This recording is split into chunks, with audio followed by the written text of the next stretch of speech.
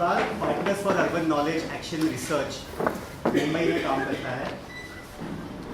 कई मकसद के साथ रिसर्च के साथ काम करता है, लेकिन एक इम्पॉर्टेंट मकसद जो हम बिलीव करते हैं वो ये है कि रिसर्च को लोगों के साथ जोड़ा जाए।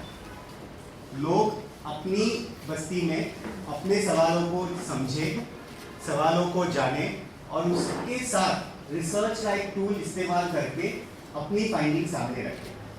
मकसद ये भी है कि जो नॉलेज प्रोड्यूस हो रहा है उसके साथ में जो पावर स्ट्रक्चर्स सामने आते हैं उसको समझें और कम्युनिटी को ट्रेन करें अपने प्रॉब्लम्स को जानने के लिए, बताने के लिए। यहाँ पे 4 साथी हैं। मुंबई के 2 अलग अलग इलाकों में वो रहे हैं, वहाँ पे उन्होंने रिसर्च किया है।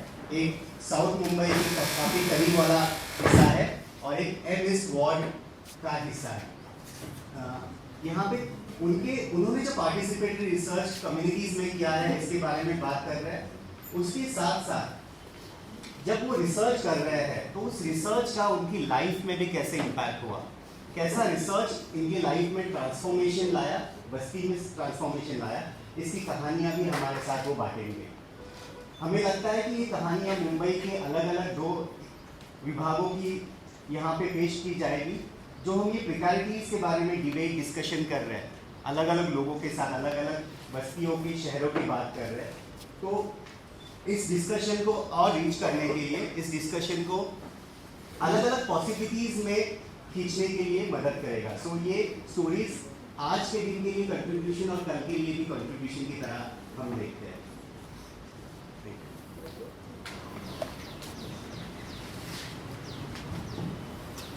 हेलो,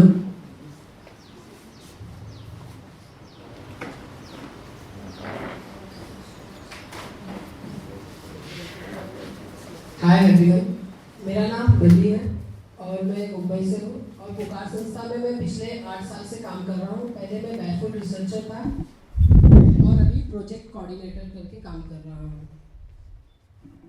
मेरा नाम शेख निज़ामुद्दीन है और मैं अभी कोलाबंदर में रहता हूँ और पुकार से पिछले 7 साल से जुड़ा हुआ हूँ। 5 साल एज अ बैकफुट रिसर्चर खुद की कम्युनिटी में ही रिसर्च किया है मैंने और अभी 2 साल से पुकार में प्रोजेक्ट कोऑर्डिनेटर हूँ। तो आप ये देख सकते हैं कि एक तरफ फेमस वर्ली सीलिंग है और दूसरी तरफ बस्ती है। कैसे और ये मुंबई का मैप है जो चारों तरफ पानी से घिरा हुआ है पूरा मुंबई, और उसमें जो डॉट है, ब्लू डॉट, वो हम लोग का एरिया है कोलाबंदर, जहाँ हम लोग रहते हैं।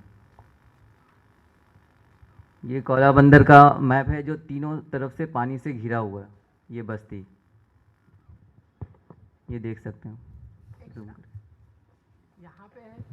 यहाँ पे मैं रहता हूँ इस जगह पे और निज़ाम यहाँ पे रहता है।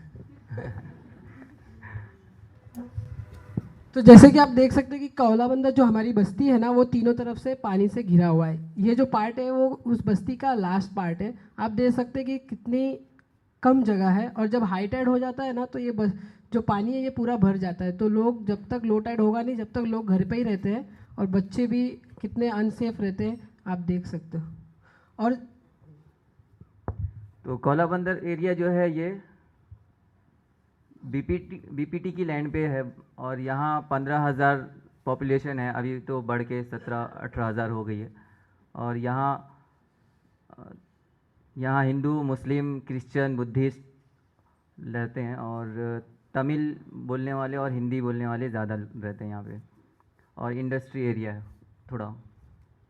तो वो जो बस्ती है उसमें ज़्यादा करके लोग हैं ना शिप ब्रेकिंग का काम करते हैं और जो तमिल्स हैं वो काफ़ी नीचे जाति के हैं, मतलब ज़्यादा लोग नीचे जाति के, तो वो वहाँ पे क्लीनिंग का काम करते हैं जो मुंबई में अलग अलग जगहों पे वो करते हैं। और ये जो डेटा है हाउस होल्ड इनकम का, जो हमारी बस्ती है, ये 2008 का डेटा है। अब ये बढ़ गया भी है कुछ। तो 2008 के डेटा के तहत 62% जो लोग हैं बस्ती के, वो 3,000 से 5,000 उस समय उनका मंथली इनकम था। अब वो ज़्यादा से ज़्यादा 7 से 8,000 ही है। और दूसरी तरफ रिलीजन्स है कि वहाँ पे हिंदू कितने हैं और मुस्लिम्स कितने हैं, क्रिश्चियन और अदर्स। और यहाँ पे जो डेटा है वो मदर एजुकेशन है। हमारी जो बस्ती है वहाँ पे 45% जो महिला है वो अनपढ़ी है। ये देख सकते हैं वहाँ की गलियाँ हैं छोटी छोटी, यानी एक टाइम में एक ही इंसान पास हो सकता है। कुछ अगर हादसा हो गया तो निकल के भागना भी मुश्किल होता है, इतना छोटा छोटा गली है। जैसे कौला बंदर एरिया है तो ये बीपीटी की लैंड है, यहाँ पे काफ़ी सारी समस्या है जो हेल्थ के ऊपर है, पानी के ऊपर है। तो ये इसमें देख सकते हैं आप कि 2 लड़कियां हैं जो ये 200 लीटर का बैरल है ये ढकेल के लेके आ रही है। जब अगर पानी बस्ती में नहीं आता है और कम आता है तो इसे काफ़ी दूर से हमें ढकेल कर अपने घर तक लेके जाना पड़ता है। और मैंने भी, जब तक मैं अभी कुछ सालों से पानी थोड़ा सा सही आ रहा है, नहीं तो हमें खुद इसको ढकेल के लेके आता था। और ये एक जन से नहीं होता, 2 लोग तो चाहिए ही है इसको वहाँ से अपने घर तक पानी पीने के लिए लाने के लिए। और आप देख सकते हैं कि महीने का 600 से 800 रुपये पानी के ऊपर पे करना पड़ता है और इनकम हमारे 5 से 8 ही हज़ार है अभी का। और आप देख सकते हैं कि जब कौलाबंदर जो बस्ती है वो वहाँ पे गार्बेज का वो नहीं है, क्योंकि वो बीपीटी की लैंड है, पोर्टर्स की है। तो इस वजह से वहाँ पे गवर्नमेंट की जो भी फैसिलिटीज़ है ना वो नहीं मिल रही है, ना हेल्थ की है, एजुकेशन के लिए भी।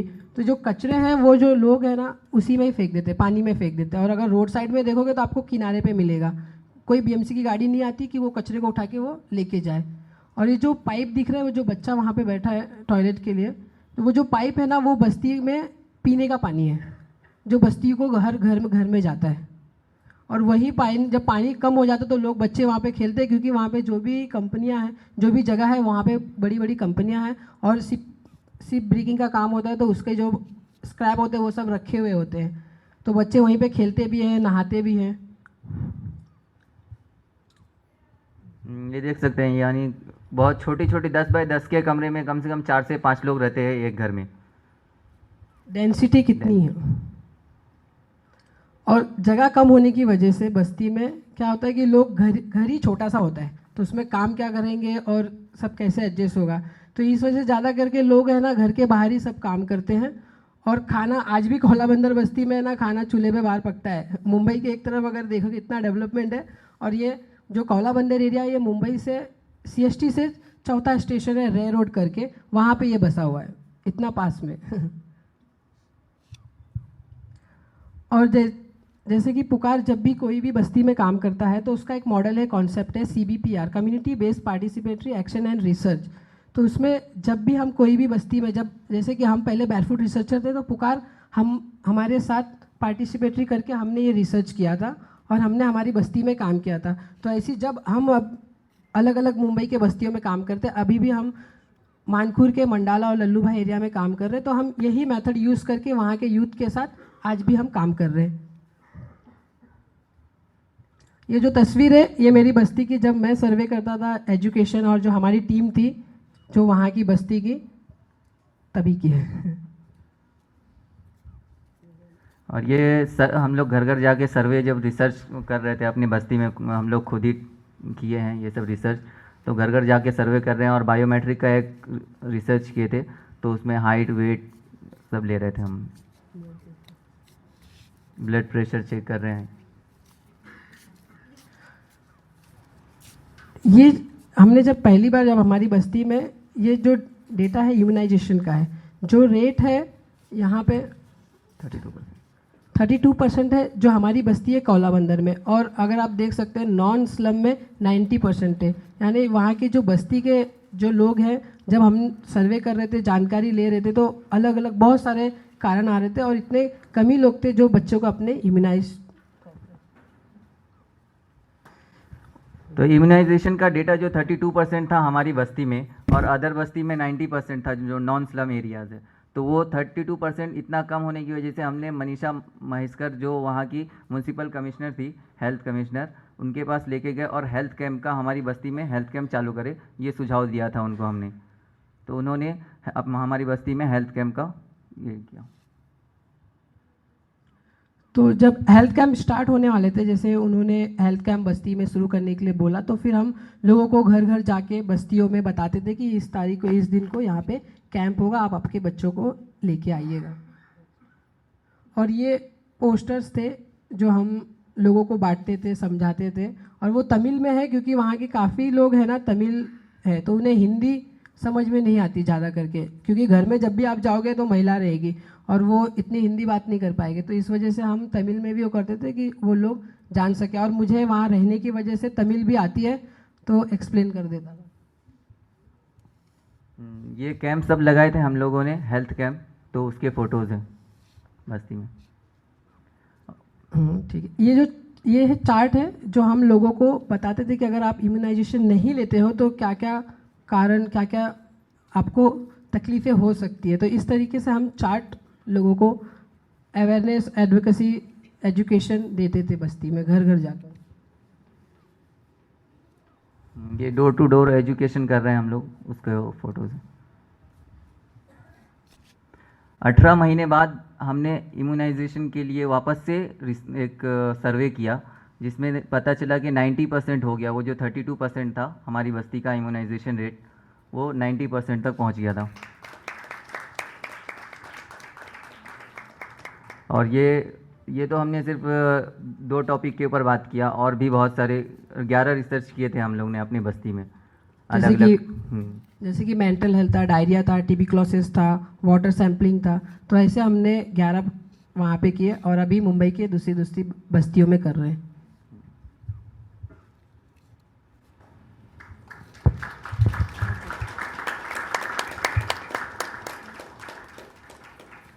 ये तो हम जब बस्ती में रिसर्च कर रहे तब पर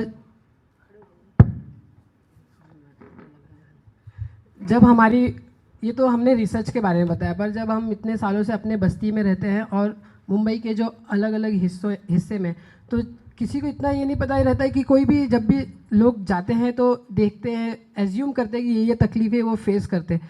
पर जब हम वहाँ खुद वो बस्ती में रहते तो हमें पता चलता है कि हमने कितना फेस किया। जैसे कि वो पानी के लिए वो जो बच्ची जा रही थी, वो हमें खुद को पता है कि हम कितने साल तक पानी लेके आने के लिए वहाँ पे जाते थे, स्कूल के लिए लेट हो जाता, या फिर हम घर पे बहुत सुनना पड़ता था उसकी वजह से। हर चीज़ के लिए, हेल्थ के लिए भी वहाँ पे कोई फैसिलिटी नहीं है। और ज़्यादा परेशानी टॉयलेट की है, क्योंकि वहाँ पे इतने बड़ा इलाका है कौला बंदर, पर वहाँ पे सिर्फ 2 ही टॉयलेट हैं, और वो टॉयलेट भी ऐसे हैं कि आप अगर वहाँ पे गए तो एक उसके पीछे 15 से 20 लोग खड़े रहते थे लाइन लगा के कि ये इसके बाद हो जाएंगे। इस वजह से क्या होता है कि वहाँ पे ओपन डेफिकेशन के लिए लोग दरिया में ही जाते हैं, और वो बहुत अनसेफ है बच्चों के लिए भी। और तो ये तो कुछ प्रॉब्लम है, वैसे बहुत सारे प्रॉब्लम है, पर अभी हम इतने सारे शेयर नहीं कर सकते।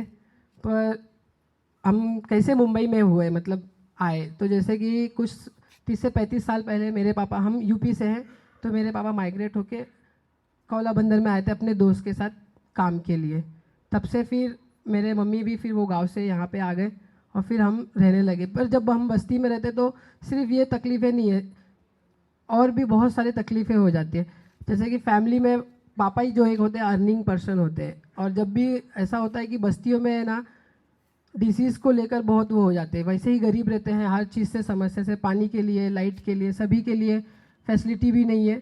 और जब अगर फैमिली में कोई ऐसा प्रॉब्लम आ जाता है, जैसे मेरे फैमिली में प्रॉब्लम आया कि मेरे पापा का एक्सीडेंट हो गया था और 3 साल तक वो काम नहीं कर सकते थे, तो मेरे भाई ने पढ़ाई करना छोड़ दिया, उसने काम करने लगा, मम्मी ने भी फिर काम करने लगा, जो कभी काम के लिए कभी बाहर नहीं गए होंगे। और फिर हमें पढ़ाना था, मेरी और 2 बहन है, उसे भी पढ़ना था। तो इस तरीके से ऐसे प्रॉब्लम हमें बहुत फेस करने पड़ते हैं जब हम बस्ती में रहते हैं। और फिर 1 साल बाद फिर मैं खुद पुकार में जुड़ गया और फिर मैं काम करने लगा। तो अभी पिछले ही महीने की बात है कि जब हम समुद्र किनारे रहते हैं, पानी इतना है, लोगों को लगता है कि बहुत अच्छी जगह पे रहते हैं, सामने ही दरिया, 10 फीट इतने पे ही दरिया में, पता नहीं कि कितना खतरा है हम लोग को। 3 दिन हम पिछले महीने सो नहीं पाए थे, क्योंकि इतना हाई टाइड आ गया था और पानी घर के अंदर पूरा भरा हुआ था। और कितने लोग, जो भी लोग पानी भर के सामान कुछ भी रखे रहते हैं, वो सब बह जाता है, वो आपको मिलेगा नहीं। और कभी कभी तो इतने बड़े हादसा हो जाते हैं कि जो शिप होती है बड़ी बड़ी, वो खड़ी होती है, वो हाई टाइड की वजह से ज़मीन पे आ जाती है और जो घर है वो सबको तोड़ देती है। तो उसके लिए आप कहीं क्लेम नहीं कर सकते हो, क्योंकि गवर्नमेंट से आपको वो ऑथोराइज ही नहीं है, क्योंकि वो मुंबई पोर्ट ट्रस्ट की जगह पे है। ठीक है।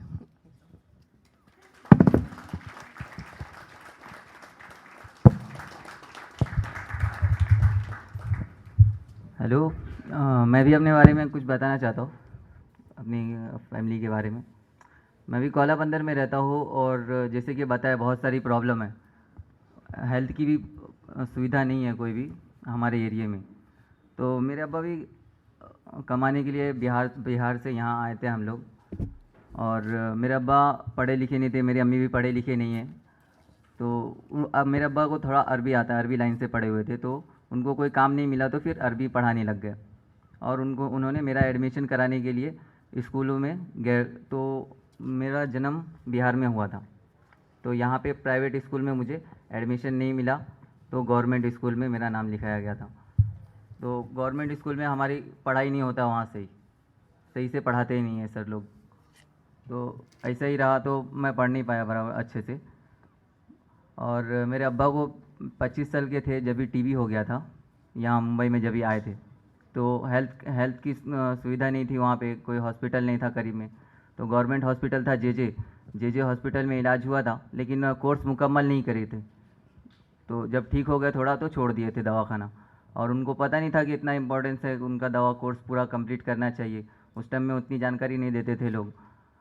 तो फिर थोड़ा थोड़ा वहाँ पे भाड़े पे घर रहते थे, तो भाड़े पे हम लोग रहते थे, तो हम लोग को बहुत कम इनकम था, तो थोड़ा थोड़ा जमा करके हम लोगों ने खुद का लिया। तो उसमें बचा के तो ठीक से खाना पीना थोड़ा कम खा के बचा के, तो ये सब नहीं होने के कारण मेरे अब्बा का थोड़ा बीमार ही रहते थे हमेशा, थोड़ा बहुत बीमार। तो फिर लास्ट में आके अभी 5 साल पहले उनका डेथ हो गया। तो यानी टीबी उनका लास्ट में बहुत ज़्यादा बढ़ गया था।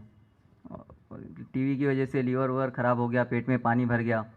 ये सब बस्तियों में रह के हम लोग क्या सोच के आए थे वहाँ से, गांव से, कि यहाँ मुंबई में आएंगे तो और अच्छी लाइफ होगी और थोड़ा अच्छे से जी सकेंगे। लेकिन यहाँ भी आके उतनी सारी प्रॉब्लम का सामना करना पड़ता है स्लम एरिया में। तो यहाँ आके मैं भी पढ़ाई कर रहा हूँ। अभी बीच में मेरे अब्बा का डेथ हो गया था तो छोड़ दिया था, अभी वापस से ज्वाइन किया हूँ और पढ़ रहा हूँ। तो ये डर लगा रहता है हमेशा बस्ती में रह के, एक तो ख़रीद लिया और ये भी कि अब कब बस्ती को तोड़ दिया जाएगा, हटा दिया जाएगा और यहाँ से हम लोगों को भगा दिया जाएगा। ऐसा डर के साथ हम लोगों को रहना पड़ता है अपने स्लम में।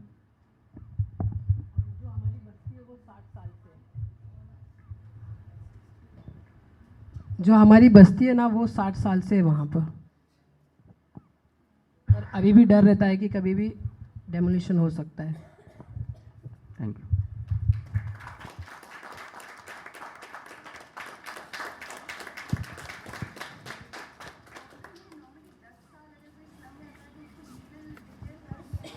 हाँ, पर वो बीपीटी की जगह है, पोर्ट्रस की। वहाँ पे आपको स्टेट गवर्नमेंट के रूल्स रेगुलेशन नहीं हो करते वो। हाँ, सेंट्रल गवर्नमेंट की जगह है वो।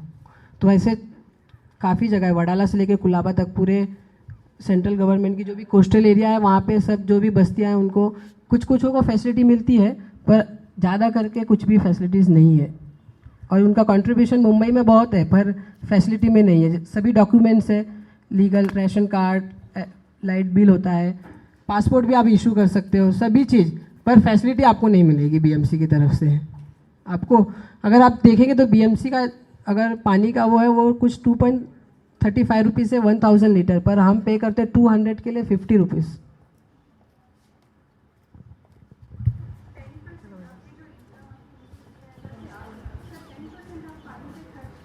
हाँ,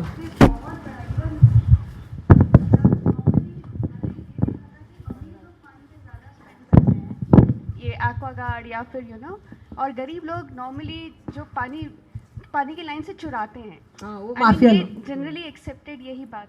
पर जब आप इतना स्पेंड करते हैं तो आप लोगों ने 70 साल में आपके बस्ती में रहने वाले लोगों ने कितने डिमांड्स किए हैं पानी के लिए? पानी के लिए काफ़ी डिमांड्स हुए, काफ़ी मोर्चे हुए, काफ़ी पानी हक समिति ने भी काम किया। पर वो अभी जैसे कि जब भी जो भी दरिया किनारे होता है तो वो CZR में कुछ आता है, तो इसलिए वो फॉरेस्ट डिपार्टमेंट में, फिर दिल्ली में, सब जगह पे वो पेपर फंसा ही रहता है, ऐसा मतलब लोग कहते हैं। पर ऐसी सेम कंडीशन मानखुर में भी है, वहाँ पे बीएमसी ने कनेक्शन दिया हुआ है, पर तो भी कुछ ही लोगों को पानी पूरी तरीके से मिलता है। पर जो 75% बस्तियाँ हैं उनको वो पानी बीएमसी की पानी खरीद के पीना पड़ता है। और वहाँ पे जो है 45 रुपीज़ का 35 लीटर का कैन होता है, जो 3 कैन उनको 20 रुपये में भर के मिलता है। तो बहुत चार्जेस है कॉलअप जो भी बस्तियाँ हैं वहाँ पे पानी के लिए, और वो पानी आपको उनके पास से ही मिलेगा, वो बीएमसी नहीं दे रही है।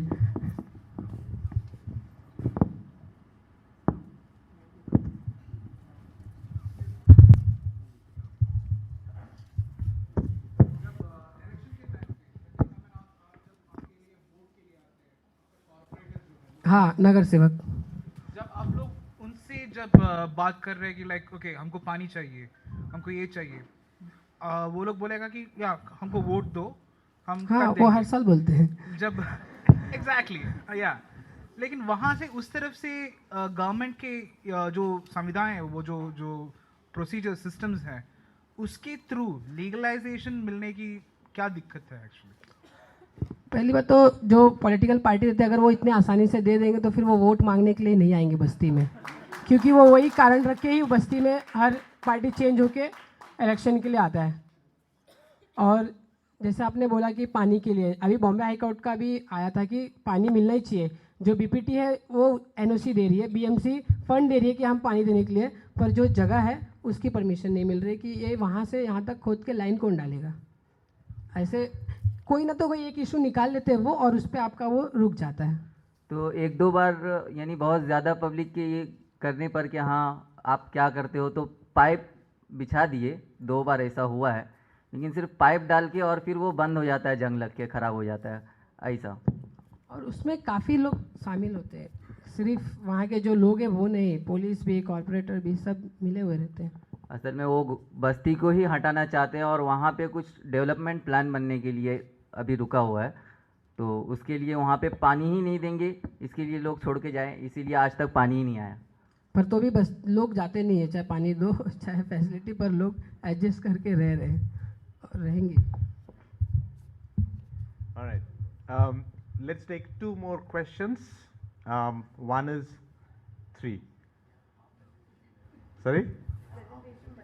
अभी आधा presentation बचा है. Are you all up for it? Yes. Perfect. चलो. But there are 2 questions from here. We'll just take those 3. It is not a question, but ये शर्म का बात है, अफसोस का बात है, 70 साल आज़ादी के बाद भी मुंबई नगर अंतर्जातीय माने इंटरनेशनल सिटी होते हुए भी इतना हीन स्थिति में रहना, एक भारतीय होके हम बहुत शर्मिंदा हो रहा है। मगर एट द सेम टाइम आप जवान होके उस कॉलोनी के लिए आप लोग जो सेवा कर रहे हैं, ऐसा यदि भविष्य में और भी टीम्स आए, कम से कम उस समय तो सरकार को शर्म आएगी और पब्लिक रिप्रेजेंटेटिव्स को शर्म आएगी करके हम भगवान को अनुरोध करते हैं। बहुत बधाई है आपके लिए।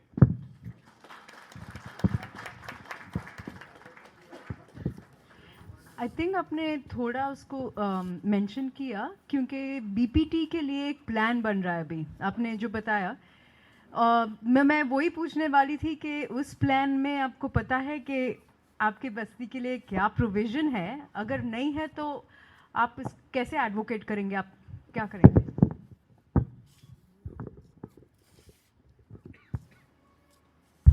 तो जैसा कि अभी मुंबई में 2 बीएमसी है और बीपीटी, तो बीएमसी के जगह पर जिनका जगह था, जो बस्तियां थी, उनको तो बीएमसी अलाउ कर देती है कि हाँ 95 के या 2000 तक के लोग जो हैं उनको घर मिल जाएगा, लेकिन बीपीटी वाले लोग साफ मना कर दे रहे हैं कि नहीं, हम नहीं देंगे जगह। इसीलिए और इसलिए अभी 2 साल का स्टे लगा था, क्योंकि तोड़ने के लिए आ गया था, लेकिन 2 साल का अभी स्टे लगा दिए थे। अभी इतना ही जानकारी, और कुछ नहीं।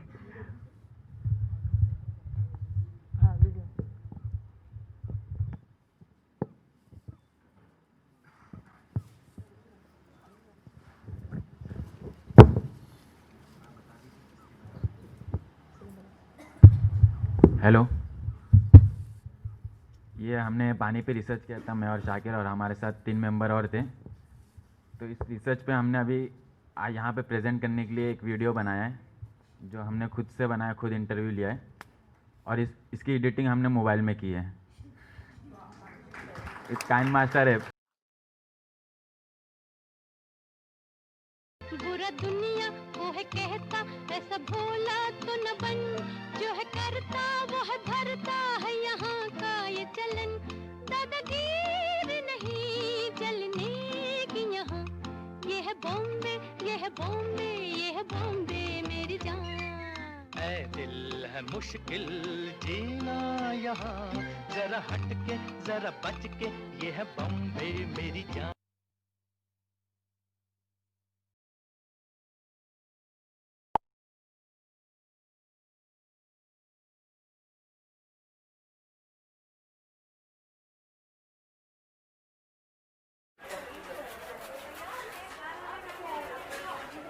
बस चीचा ने इम्प्रेशन मार दिया है।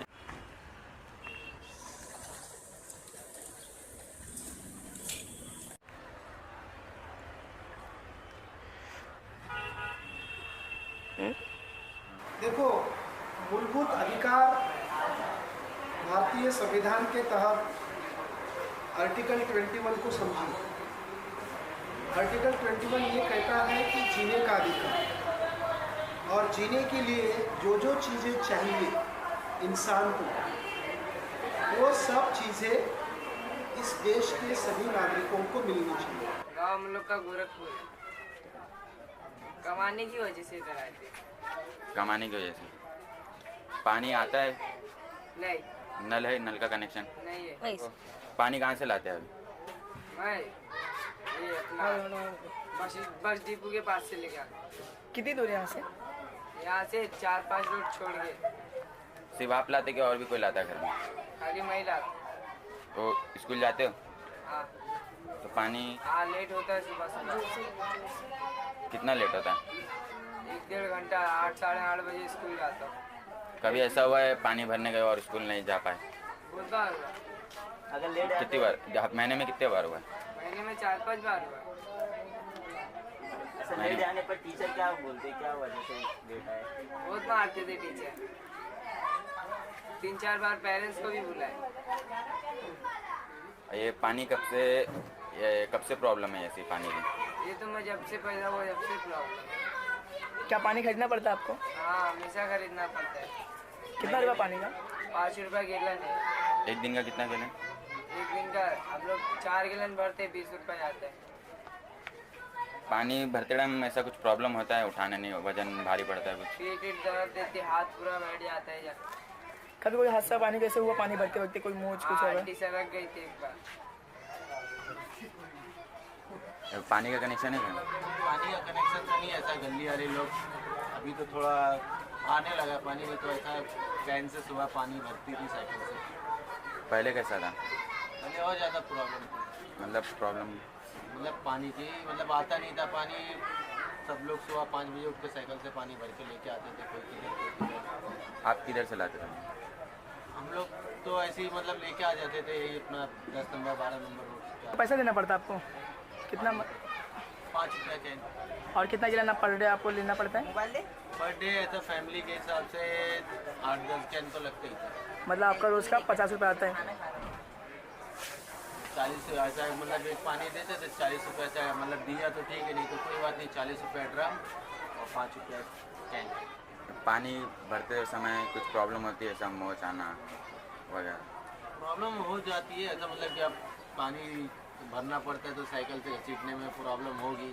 थोड़ा हाथ पैर तो जरूरत देते हैं, कंधे से उठा के कैन घर को लेके जाओ। तो कभी ऐसा कुछ एक्सीडेंट हुआ है, हादसा हुआ है पानी में? ऐसा हादसा नहीं हुआ, लेकिन साइकिल बहुत ख़राब हुई, रिम उसकी बैंड हुई बहुत पानी के लोग से। पानी का कनेक्शन है घर में?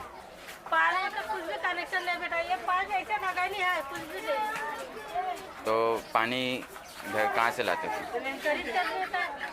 पीला पानी इस्तेमाल करते हैं? पीला पानी देते हैं, कहते हैं 2 रुपये गैलन वो भी देता है। 2 रुपये मतलब किस काम के लिए इस्तेमाल करते पीला पानी? ये नहीं बेटा, नहाना धोना, कपड़ा है, 2 बर्तन है तो धोना ही पड़ता है। बच्चे लोग संडास पेशाब।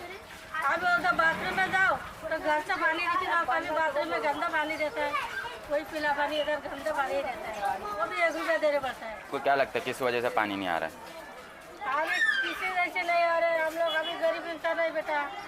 पैसा दोगे तो पानी नहीं रहेगा, पैसा नहीं तो पानी नहीं। अस्सलाम वालेकुम, नमस्ते। मेरा नाम शाकिर है। जैसा कि आपने इस वीडियो में देखा है कि हमारी बस्ती में पानी का प्रॉब्लम है। पानी की वजह से लोगों को पानी दूर से लाना पड़ता है, उसके बावजूद भी ज़रूरत के हिसाब से नहीं मिलता है। तो वैसा ही मैं अपने मतलब उसी बस्ती में और भी बहुत सारी प्रॉब्लम है जो अपनी कहानी के ज़रिए मैं आपको बताने की कोशिश करना चाहता हूँ। जैसा कि आप सबको पता है, मुंबई सपनों की नगरी है। क्या वो रियल में गरीबों की सपनों की नगरी है या नहीं, ये आगे बताता हूँ मैं। मुंबई को 24 वार्ड में बांटा गया है।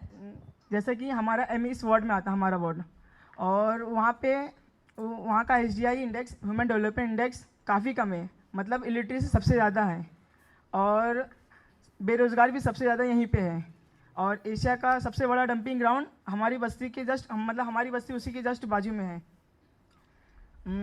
तो उस डंपिंग ग्राउंड में पूरे मुंबई भर का कचरा फेंका जाता है, जिसमें बायोमेडिकल वेस्ट भी होता है और महीने दर महीने उसमें आग भी लगती है, जिसकी वजह से बस्ती में काफ़ी एयर पोल्यूशन आता है उस बस्ती में जिसमें हम रहते हैं, जिसकी वजह से बस्ती के लोगों को काफ़ी मुश्किलों का सामना करना पड़ता है। और मेरी बस्ती कुछ 1 लाख की आबादी मेरी बस्ती का, जिसमें हॉस्पिटल, BMC हॉस्पिटल एक भी नहीं है, और कॉलेज की बात तो दूर तक की है, 10वीं तक स्कूल भी नहीं है, सिर्फ 7वीं तक थी पहले, बीच में अभी 8वीं हो गई है। जिसका असर मतलब मुझे ऐसा लगता है कि मेरे बड़े भाइयों को भी हुआ है, जो सिर्फ 7वीं तक की पढ़ाई कर पाए, आगे की पढ़ाई उनकी नहीं हो पाई, क्योंकि मेरे पापा की इनकम काफ़ी ज़्यादा नहीं थी, जो कि माइग्रेट होके मतलब यूपी से आए हुए थे यहाँ पे रोज़गार की तलाश में, और तो ड्राइवर थे ऐसा, तो ज़्यादा सैलरी भी नहीं थी, जिस वजह से मेरे भाइयों को आगे की पढ़ाई रोकनी पड़ी।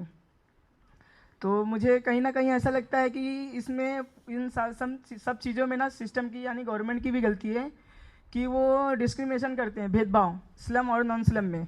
उनको ऐसा लगता है कि ये गरीब लोग हैं, माइग्रेट लोग हैं, अनपढ़ लोग हैं, मतलब इलिटरेट लोग हैं, इनको कम फैसिलिटी और सहूलत दी जाए तो वो एडजस्ट कर लेंगे, जिन्हें एडजस्ट करने में हमको काफ़ी मुश्किलों का सामना करना पड़ता है। जैसे कि हमारी बस्ती में सिर्फ 1 घंटा पानी आता था बीच में, अभी कुछ महीनों से 1.5 से 2 घंटा आने लग गया है, और जो कि नॉन स्लम है उसमें 24 घंटा पानी आता है। हमारी बस्ती में मतलब कचरे साफ करने कामगार दिन में 1 बार आते हैं, वो भी कभी कभार, नॉन स्लम में दिन में 2 बार। और वैसे ही तो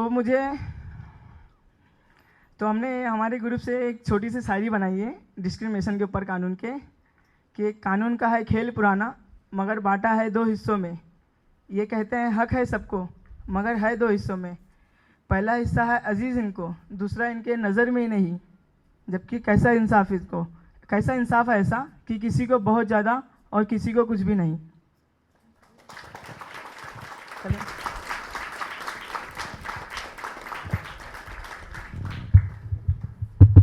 हेलो, अस्सलाम वालेकुम। मेरा नाम सलीम है और मैं भी शाकिर के साथ ग्रुप में था, तो मैंने भी पानी के ऊपर ही रिसर्च किया था। तो ये तो बस एक प्रॉब्लम थी पानी, जिस पे हमने बहुत बड़ा इशू था, इसलिए हमने इस पर रिसर्च किया था। इसके अलावा हमारे इधर बहुत सारी प्रॉब्लम है, जैसे कि डंपिंग ग्राउंड दिखाया गया था, तो डंपिंग ग्राउंड में बायोमेडिकल वेस्ट ये सब बहुत होते हैं। तो जब आग लगती है, रिएक्शन होने की वजह से आग लग जाती है, तो बहुत एयर पोल्यूशन हो जाता है, जो 3-4 दिन तक पूरा हवा में फॉग की तरह फैला हुआ रहता है, जैसे ठंडी के मौसम में फॉग रहता है वैसा पूरा एयर धुएँ से भरा हुआ रहता है, पूरा हवा धुएँ से भरा हुआ रहता है। तो उस वजह से जो हम सांस लेते हैं उस सांस में भी वो आता है, और हम एक जहरीली सांस लेते हैं उस बस्ती में। इसके अलावा वीडियो में एक दिखाया गया था पीला पानी का इस्तेमाल, जो पीला पानी कपड़े धोने के लिए, इसके लिए बर्तन धोने के लिए इस्तेमाल करते हैं। पीला पानी बेसिकली ऐसा है कि ज़मीन के अंदर गहरा खड्डा में 15-20 फुट खोदते हैं और उसमें से पानी निकालते हैं, जो कलर में पीला होता है और जो इम्प्योर होता है, अशुद्ध रहता है। तो इस पर हेल्थ पे काफ़ी असर पड़ता है लोगों की, स्किन इन्फेक्शन, ये सब मतलब हमने रिसर्च में फाइंडिंग्स निकाले थे। इसके अलावा मेरी भी कुछ कहानी है, हम उस बस्ती में रहते, तो हम पर भी काफ़ी कुछ असर हुआ है। तो मेरी कहानी कुछ इस तरह है कि मेरे अब्बू यूपी के रहने वाले थे। 10 साल की उम्र में वो यूपी से भागकर मुंबई आ गए थे, क्योंकि वहाँ पे खाने को कुछ भी नहीं था। मेरे दादा की डेथ जल्दी हो गई थी, इस वजह से वहाँ कमाने वाला कोई नहीं था। तो कमाने के चक्कर में और कुछ ज़रूरतें पूरी करने के लिए वो मुंबई की तरफ आए थे। मुंबई 10 साल की उम्र में आ गए थे, और 10 साल की उम्र से यहाँ पे आके घूमते फिरते मुंबई के बड़ी जगहों पे फल बेचना शुरू कर दिया था घूमते घूमते। और अभी मुंबई की मशहूर बाज़ार भिंडी बाज़ार, शायद आप लोग जानते होंगे, वहाँ पे उनका फुटपाथ का धंधा है, वहाँ पे वो फल बेचते हैं। तो फुटपाथ का धंधा है तो उनका भी कुछ ऐसा भरोसा नहीं कि कब चोर गाड़ी मतलब BMC की गाड़ी आती है जो उठा के लेकर चले जाती है, तो ऐसा कभी भी लेके भागना पड़ जाता है मेरे अब्बू को। और अभी जल्दी एक इंसिडेंट हुआ है, बुरा हादसा हुआ था मुंबई में स्टेशन के पास, तो उस वजह से कुछ पॉलिटिक्स भी इसमें जुड़ गए। लोग पॉलिटिक्स में अपने पॉलिटिक्स के लिए लोग फुटपाथ को हटाने लग गए। कुछ स्टेशन के आसपास से पूरे फुटपाथ हटा दिए गए, तो तोड़ के या भगा के उनको ऐसा कर रहे कि ये बाहर से आए, यूपी है, माइग्रेंट है, इनको यहाँ पे रहने का हक नहीं है। ये इनको एक पॉइंट मिल गए पॉलिटिक्स में। तो अभी मेरा अब्बू का भी वही धंधा है, तो अभी भरोसा नहीं आगे कि क्या होगा, कि अगर शायद उधर भी भगाने वाले आ गए, उधर भी कुछ प्रेशर दे तो बिजनेस हमारा धंधा बंद हो सकता है, हमारा इनकम बंद हो सकता है। तो इस वजह से मैंने सोचा कि अब मुझे कुछ बड़ा बनना है, तो मैंने इंजीनियरिंग में एडमिशन लिया था। जो पहले तो मैंने डिप्लोमा किया, उसमें भी फ़ीस ज़्यादा थी, तो मेरे अब्बू ने कैसे करके भर दिया। मगर उसके बाद जब डिग्री का एडमिशन की बारी आई तो 1 साल का 1 लाख लग रहा था प्राइवेट स्कूल में, तो मेरा अब्बू वो अफोर्ड नहीं कर सकते थे। इसलिए उन्होंने कहा कि अब मैं भी बूढ़ा हो चुका हूँ तो तू कमा। तो मैं डिप्लोमा की बेसिस पे काम ढूंढना शुरू कर दिया, मगर मुझे अभी तक काम मिला नहीं उस पर। तो मैं अभी पुकार में as a barefoot researcher, social worker काम कर रहा हूँ। और इस तरह मतलब इंजीनियरिंग मेरे सपना टूट गया, मतलब एक बोल सकते हैं, क्योंकि डिग्री नहीं कर पाया मैं, एक सक्सेसफुल इंजीनियर नहीं बन पाया, आधे पे रुक गया, तो एक सपना नहीं पूरा हो पाया। तो जैसा कि लोग कहते हैं मुंबई सपनों की नगरी है, लोग सपना पूरा करने इधर आते हैं, मगर सपने बहुत से लोगों के पूरे नहीं हो पाते जो हमारे बस्ती में। एक मैं हूँ और ऐसे बस्ती में बहुत सारे लोग हो सकते हैं, हम में से बुरे हो सकते हैं। तो इसलिए एक लोगों का सपना पूरा नहीं हो पाता है। तो ये तो 2 इशू हो गए कि एक कोला बंदर का हुआ और एक ये, मगर कोला बंदर एक साउथ एरिया और हमारा नॉर्थ एरिया है मुंबई का, 2 अलग अलग साइड है, मगर दोनों की प्रॉब्लम आइडेंटिकल है, दोनों की समस्या सेम है। तो कहीं ना कहीं ऐसा लग रहा है कि सरकार की गलती है कि वो स्लम पे ध्यान नहीं दी, जैसे शाकिर ने कहा कि भेदभाव किए।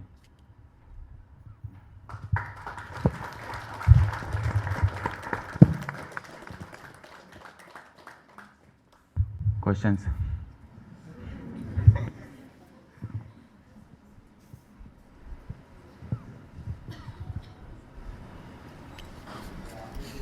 ऐसा कह दिया कि कोई सवाल करने से ही झिझक रहे हैं।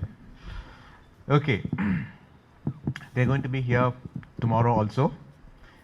We need to move on to other things. If you have a very quick question, please.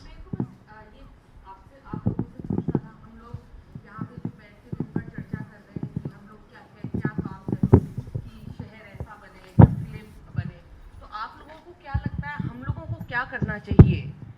हम लोगों को मतलब इस बारे में हम बाद में भी बात कर सकते हैं, चाहे वो रिसर्च में हो चाहे प्रैक्टिस में हो। हम लोग अपनी तरफ से क्या करें, क्या ठीक नहीं कर रहे हैं या क्या गलत कर रहे हैं कि जिसकी वजह से हम लोग कंट्रीब्यूट नहीं कर पा रहे हैं।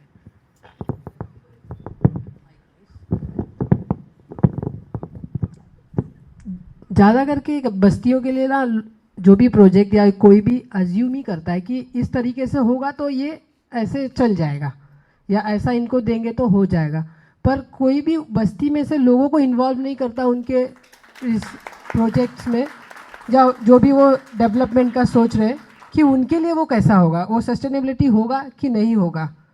तो इस अगर उनका इन्वॉल्वमेंट होगा बस्तियों के लोगों का, तो मेरे ख्याल से वो अच्छा प्लान और बन सकता है। और ये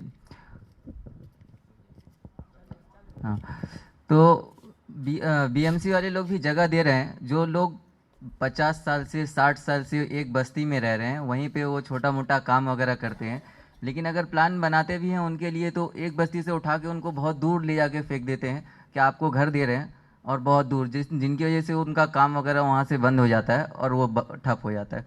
तो प्लान में अगर वहीं रखा जाए, उनको वहीं उनका कारोबार किया जाए, ये अच्छा रहेगा।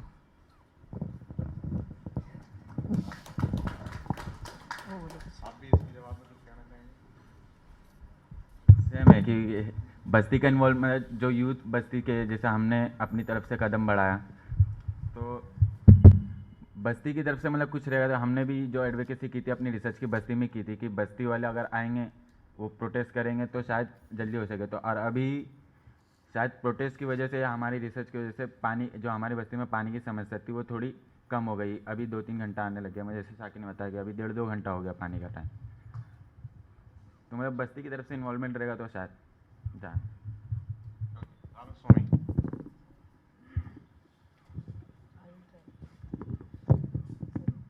हाँ, बहुत खुश हुआ मैं आपके बात सुन के। मगर ये सिर्फ आपकी लड़ाई नहीं है और ये अब की लड़ाई भी नहीं है, ये पुरानी लड़ाई है। आज से 32 साल पहले बम्बई की ही एक फिल्म मेकर आनंद पटवर्धन, उन्होंने एक फिल्म बनाया था मुंबई हमारा शहर, बॉम्बे आवर सिटी। आप बॉम्बे जाने के बाद कोशिश कीजिए वो देखना, आपको बहुत ताकत मिलेगी उससे। और जैसे कि ये फिल्म आप बनाएं, वो भी फिल्म बनाएं मगर अच्छे सीरियस तरीके से, अच्छे इक्विपमेंट के साथ। मगर वो तमाम प्रोजेक्ट मुंबई के जो झोपड़पट्टी निवासी थे उनके ही हित में बनाया गया था और काफ़ी क्रांतिकारी फिल्म है। आप ज़रूर कोशिश कीजिए। अमिता जी यहाँ पे हैं, शायद वो मदद कर सकती हैं। टिस में हो सकता है शायद आनंद पटवर्धन का फिल्म, ज़रूर आप देखिएगा। मूवी का नाम क्या था? हमारा शहर। Thank you sir. मैं थोड़ा सा इतिहास पढ़ता हूँ और पुकार के बारे में थोड़ा सा जानता हूँ, तो मैं बता दूँ कि ये पुकार का इतिहास क्या है। 2001-2002 के टाइम में एक ऐसी सोच निकली थी कि सरकार कुछ चीज़ें जानना चाहती है तो उसके लिए वो पैसा लगाती है और रिसर्च करती है। एकेडमिक्स जो यूनिवर्सिटीज़ में जो नौकरी करते हैं और बच्चों को पढ़ाते हैं, वो कुछ जानना चाहते हैं, वो अपना रिसर्च करते हैं। लेकिन कौन सोचेगा कि लोग अपने आप के बारे में, अपने जगहों के बारे में जो चीज़ जानना चाहते हैं उसको कौन करेगा, उसके लिए पैसा कौन लगाएगा, उसके लिए जो स्किल्स चाहिए वो कौन तैयार करेगा। ये सवाल बहुत इम्पॉर्टेंट है, क्योंकि हो ही नहीं सकता है कि सरकार या एकेडमिक्स या और कोई बाहर से आके प्रॉब्लम यह है हम इसको सॉल्व करेंगे, इसके बारे में हम रिसर्च करेंगे, रिसर्च करके हम उस चीज़ को उठा के हम चले जाएंगे और उससे समस्या का हल हो जाएगा। उससे उस समस्या की हल हो जाएगी जो अपने आप तैयार किए हैं, खड़ा किए हैं, अब कह रहे हैं कि ये समस्या है। लोगों की समस्या का और उसका कोई कनेक्शन नहीं रहता है।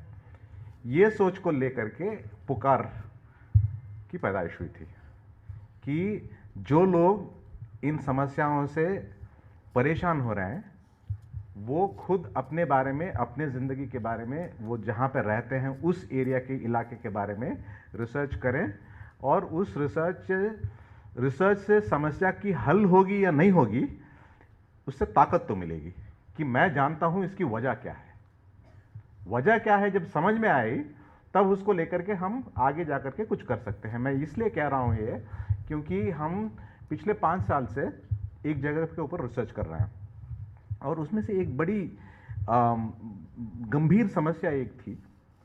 एक जगह पे कम्युनिटी टॉयलेट थी जिसके ऊपर करीब 100 परिवार उसी कम्युनिटी टॉयलेट के ऊपर निर्भर थे।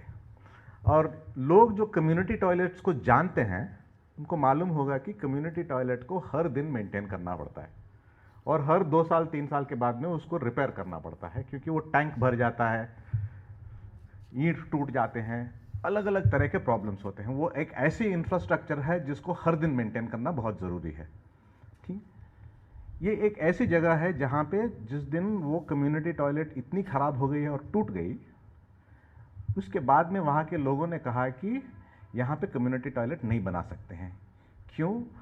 उस कम्युनिटी टॉयलेट के सामने बहुत सारे ऐसे घर बन गए थे इतने में जिनका रेंटल वैल्यू गिर जाएगा। मेरे घर के सामने कम्युनिटी टॉयलेट है तो मेरे किराया मुझे कम मिलेगी, इसलिए मैं कम्युनिटी टॉयलेट नहीं बनने दूंगा। अब कम्युनिटी टॉयलेट नहीं बनने देंगे तो नुकसान किसको होगा? 100 परिवारों में मर्द लोग जो हैं वो मस्जिद में चले जाएंगे, मंदिर में चले जाएंगे और कहीं चले जाएंगे। औरतें क्या करेंगी? बच्चे क्या करेंगे? जब हम इसके ऊपर रिसर्च करने के लिए उधर एरिया में गए थे तो बहुत सारे महिलाएं बोल रहे थे कि हम इसके बारे में बोल भी नहीं सकते हैं क्योंकि इतनी शर्म की बात है कि जिस कमरे के अंदर मैं खाना पकाती हूँ उसी कमरे में मुझे बाकी सारा काम भी करना पड़ता है। ब्राउन पेपर, न्यूज़पेपर बैग्स इस्तेमाल करती हूँ, बॉर्नविटा के डब्बे इस्तेमाल करती हूँ, या नहीं तो उसी कमरे में कोने में कोई छेद करके उसको ले जा करके सूएज के लाइन में जोड़ के मैं कुछ कर लेती हूँ। इस तरह की चीज़ें मैं किसको बताऊँगी, कैसे बताऊँगी? उसको लेकर के कई सारे लोग वहाँ पे काम कर रहे थे और अर्जी के ऊपर अर्जी, अर्जी के ऊपर अर्जी के ऊपर अर्जी सरकार को पहुँचा रहे थे। मज़हब के नाम पे मुसलमान है, जनाना है, इनके लिए टॉयलेट बनाना ज़रूरी है। इंसानियत के नाम पे, इंसानियत के नाम पे टॉयलेट दे दो, मज़हब के नाम पे टॉयलेट दे दो। सिटीजन्स है, नागरिक है, उस हक पे, उस नाम पे पूछ रहे हैं, दे दो। किसी भी नाम पे आप पूछो, किसी भी नाम पे आप मांगो, टॉयलेट तो मिलता नहीं है, क्योंकि प्रॉपर्टी का वैल्यू, रेंटल वैल्यू घट जाएगा और उसको घटने से रोकने के लिए बहुत सारी ताकतें खड़ी हुई है। तो हमें 2 साल 200 पन्नों के अर्जियों को एक जगह पे स्पाइरल बाइंड करके हमारे ऑफिस में रख के ये समझ में आया कि ये ऐसी एक मुद्दा है जिसके बारे में लोग बोलने के लिए भी झिझकते हैं, बोल भी नहीं पाते हैं, और अगर बोलेंगे तो किस नाम पे बोलें, किसके पास जाके अर्जी करें, किससे क्या हमको फ़ायदा होगा, कुछ समझ में ही नहीं आता है। इस बात को मैं आज के लिए, आज का कार्यक्रम को ख़त्म करने के लिए मैं यहीं पे इसको रोकना चाहता हूँ, ताकि हम कल वापस आके इस बात को फिर दोबारा उठा के सोच सकेंगे। इस बात पे 2 चीज़ें मैं करना चाहता हूँ। अभी वापस पीछे स्कूल के बैकग्राउंड, बैकयार्ड में जाएंगे, वहाँ पे म्यूज़िक होगी, पोएट्री होगी, लेकिन वहाँ पे जाने से पहले मैं आनंद पाणिनी से अर्जी करता हूँ कि वो आके हमें इसी बात पे, अर्जी के बात पे एक अपना पोएट्री सुनाए।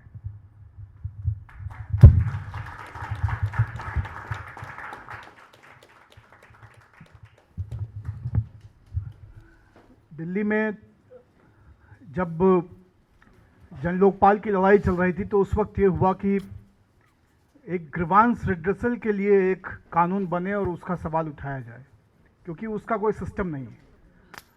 और हर विभाग की, हर मतलब जो गीत मैं आपको सुनाने जा रहा हूँ या आप और हम साथ मिलके गाने जा रहे हैं,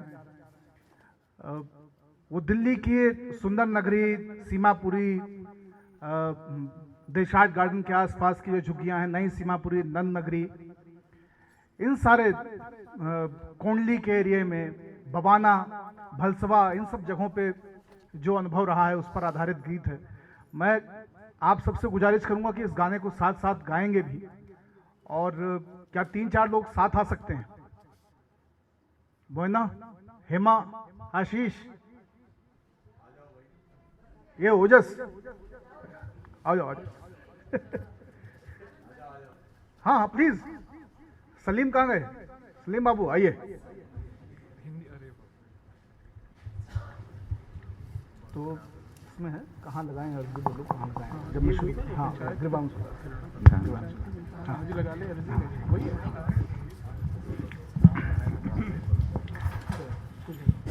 तो मैं बताऊंगा जहाँ पे एंट्री लेनी है, मैं बताऊंगा, ठीक है?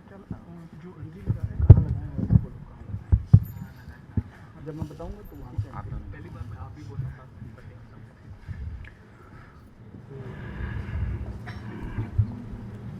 लोकतंत्र में लोगों को मिलनी थी सब सुविधाएं, खुलने थे रास्ते सारे, मिटनी थी सब बाधाएं,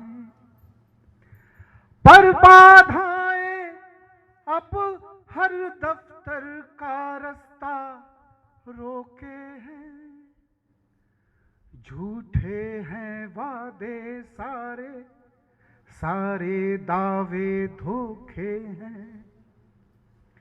हम लोगों के आवेदन को क्या कोई न्याय मिलेगा? तकलीफों को कम करने का कोई उपाय मिलेगा? कब तक सिसकेंगे बच्चे, बूढ़े चक्कर काटेंगे? कब तक हम लोगों के हक मिलकर दीमक चाटेंगे?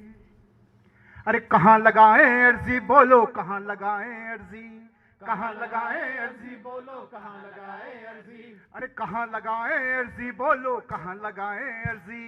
कहाँ लगाएं अर्जी, बोलो कहाँ लगाएं अर्जी? अरे दफ्तर में चलती है केवल बापूजी की मर्जी, दफ्तर में चलती है केवल बापूजी की मर्जी, दफ्तर में चलती है केवल बापूजी की मर्जी, दफ्तर में चलती है केवल बापूजी की मर्जी। कहाँ लगाएं अर्जी, बोलो कहाँ लगाएं अर्जी? कहाँ लगाएं अर्जी, बोलो कहाँ लगाएं अर्जी? दूर बहुत था राशन दफ्तर, दूर बहुत था राशन दफ्तर, दूर बहुत था राशन दफ्तर। वहाँ पे बैठा था एक अफसर, वहाँ पे बैठा था एक अफसर। अफसर ने चश्मे से देखा, अफसर ने चश्मे से देखा, लेकर आया था मैं लेखा, लेकर आया था मैं लेखा। अफसर ने फिर कलम चलाई, अफसर ने फिर कलम चलाई, बोला तुम कल आना भाई, बोला फिर कल तुम आना भाई। कल के चक्कर में आता हूँ, कल के चक्कर में आता हूँ, साल हुआ हर दिन आता हूँ, साल हुआ हर दिन आता हूँ। अरे राशन कार्ड के नाम से ही हो गई है एलर्जी, कहाँ लगाएं सही हो गई है एलर्जी? कहाँ लगाएं अर्जी, बोलो कहाँ लगाएं अर्जी? कहाँ लगाएं अर्जी, बोलो कहाँ लगाएं अर्जी? अरे अब दफ्तर में चलती है केवल बापूजी की मर्जी, दफ्तर में चलती है केवल बापूजी की मर्जी। कहाँ लगाएं अर्जी, बोलो कहाँ लगाएं अर्जी? कहाँ लगाएं अर्जी, बोलो कहाँ लगाएं अर्जी? बोले वेलफेयर अधिकारी, बोले वेलफेयर अधिकारी, लेकर आना तुम तरकारी, लेकर आना तुम तरकारी। तभी सुनेंगे हम फरियाद, अभी सुनेंगे हम फरियाद। अरे आना लंच ब्रेक के बाद, आना लंच ब्रेक के बाद। ऐसा कोई सगा नहीं है, ऐसा कोई सगा नहीं है, जिसे इन्होंने ठगा नहीं है, जिसे इन्होंने ठगा नहीं है। मरते दम तक मिली न पेंशन, मरते दम तक मिली न पेंशन। अस्पताल में दवा नहीं है, अस्पताल में दवा नहीं है। और बच्चों को भी पता नहीं है कहाँ गए मास्टर जी, बच्चों को भी पता नहीं है कहाँ गए मास्टर जी। कहाँ लगाएं अर्जी, बोलो कहाँ लगाएं अर्जी? कहाँ लगाएं अर्जी, बोलो कहाँ लगाएं अर्जी? दफ्तर में चलती है केवल बापूजी की मर्जी, दफ्तर में चलती है केवल बापूजी की मर्जी। कहाँ लगाएं अर्जी, बोलो कहाँ लगाएं अर्जी? एसडीएम की गाड़ी आई, एसडीएम की गाड़ी आई, अरे एसडीएम की गाड़ी आई, एसडीएम की गाड़ी आई। चपरासी ने आंख दिखाई, चपरासी ने आंख दिखाई। सुनवाई तो कर लो सर जी, सुनवाई तो कर लो सर जी। बाकी फिर कानून की मर्जी, बाकी फिर कानून की मर्जी। देखा और पलट कर बोले, देखा और पलट कर बोले। बनते हो क्यों इतने भोले, बनते हो क्यों इतने भोले? तुमसे पहले कई पड़े हैं, तुमसे पहले कहीं परे हैं। कुछ छोटे कुछ बड़े बड़े हैं, कुछ छोटे कुछ बड़े बड़े हैं। अरे सब सुविधाओं की बातें निकली अब तक फर्जी, कहाँ लगाएं की बातें अब तक निकली है फर्जी। कहाँ लगाएं अर्जी, बोलो कहाँ लगाएं अर्जी? कहाँ लगाएं अर्जी, बोलो कहाँ लगाएं अर्जी? दफ्तर में चलती है केवल बापूजी की मर्जी, दफ्तर में चलती है केवल बापूजी की मर्जी। कहाँ लगाएं अर्जी, बोलो कहाँ लगाएं अर्जी? कहाँ लगाएं अर्जी, बोलो कहाँ लगाएं अर्जी? ना हमने होटल मांगे, ना हमने मांगी गाड़ी, ना मांगे हैं कोट पैंट, ना लाख टके की साड़ी, ना महलों का सुख मांगा, ना बड़े बड़े बंगलों का। पर इतना तो सोचो क्या हाल है हम कंगलों का। सपनों में है रोटी और सपनों में है एक बस्ता, मांगी है पेंशन, मांगा है चलने को एक रास्ता। इन सपनों को कभी तो अपनी आंखों से भी देखो, कैसी लापरवाही है ये, कैसी है खुदगर्जी। कहाँ लगाएं अर्जी बोलो, कहाँ लगाएं अर्जी।